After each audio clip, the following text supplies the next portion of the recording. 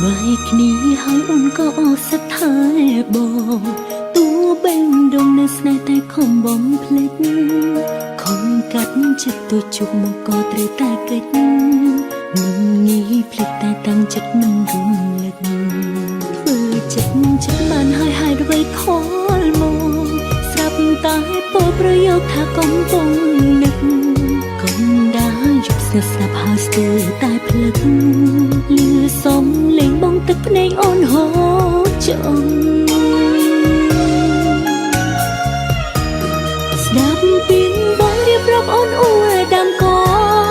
គ្មានពីងតបព្រោះបងស្រវឹងសងខំតែអស្មានថាបងនៅនឹកស្រនងគិតខំម្នាក់ឯងព្រោះបងកំពុងស្រវឹងហើយអ្វីនឹកដល់លន់តែពេលស្រវឹងធ្វើបាបនឹងអូនឈឺតែបងមិនដឹងជ្រុលជាចប់គ្នាហើយហេតុអ្វីនឹងខំប្រឹងនឹកអូនពេលនឹងស្វាងស្រវឹងក៏ភ្លេច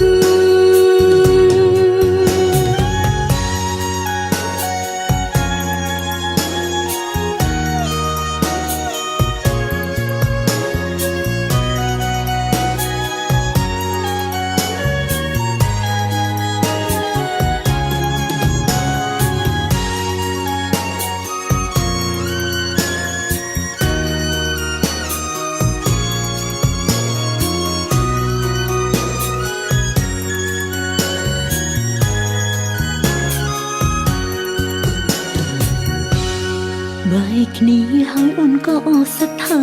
បងតួបេងដងនៅស្នេហ៍តែខំបំភ្លេចខំកាត់ចិត្តទៅជុំមកក៏ត្រូវតែកិច្ចមិនងាយភ្លេចតែតាំងចិត្តមិនរំលឹកធ្វើចិត្តបានហើយអ្វីខលមកស្រាប់តែពោលប្រយោគថាកំពុងនឹកកុំដាយកស្ងាត់ស្រាប់ហើយស្ទើរតែភ្លឹកលឺសំលេងបងទឹកភ្នែកអូនហូរចង់ស្ដាប់ពីងបងរៀបរាប់អូនអួរដាំកគ្មានពីងតបព្រោះបងស្រវឹងសងខំតែអស្មានថាបងនៅនឹកស្រនងគិតខំម្នាក់ឯងព្រោះបងកំពុងស្រវឹងហើយអ្វីនឹកដល់លន់តែពេលស្រវឹងធ្វើបាបនឹងអូនឈឺតែបងមិនដឹងជ្រុលជាចប់គ្នាហើយហេតុអ្វីនឹងខំប្រឹងនឹកអូនពេលនឹងស្វាងស្រវឹងក៏ភ្លេចស្ដាប់ពីងបងរៀបរាប់អូនអួរដាំកគ្មានពីងតបព្រោះបងស្រវឹងសង